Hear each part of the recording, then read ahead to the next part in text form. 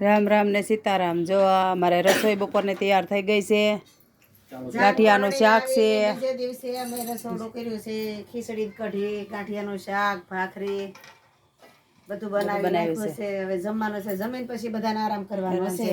જો આ ભાખરી બનાવી છે, પછી આ ગાંઠિયાનું શાક બનાવ્યું છે। મહેમાન આવે એની હાટું દૂધ બનાવ્યું છે।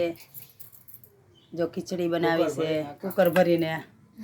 પછી જો આ વરરાજો બતાવે છે ખીચડી એમ જો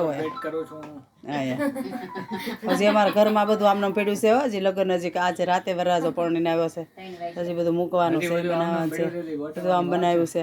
રસોડું અલગ બનાવ્યું છે અમારે। સેમ બધું સારું કરતા જાઓ, કાંઈ બ્લોગમાં મૂકશું તમે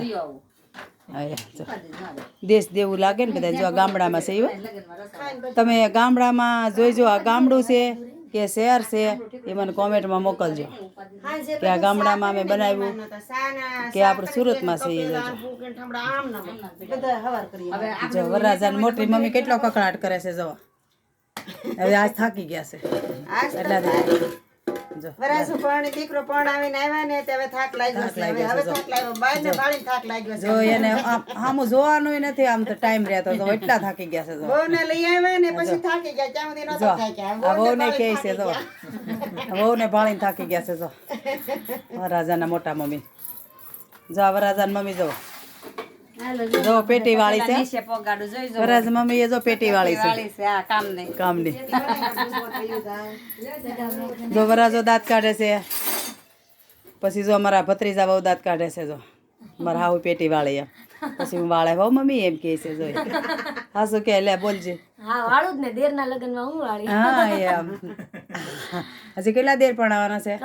ત્રણ ત્રણના દેર ચાલુ છે એમ કે સચિન કહે કે હવે એ કહે કે 25 તારીખ સુધી છે। મેં કીધું પછી લગ્ન નહીં આવે, સિદ્ધાંતભાઈ કે હવે સગાઈ આવશે। મેં કીધું એમ કહો છો ને કે તમારી આવશે। જો એને આ મોટા સાસુ છે। હવે લગ્ન પછી એક ઢગ તો કરવાની ફરજિયાત, એક બે ઢગું ચાલુ જ રાખવાની અમારે। એક બાઈ આવી પછી ઢગું કરવાની।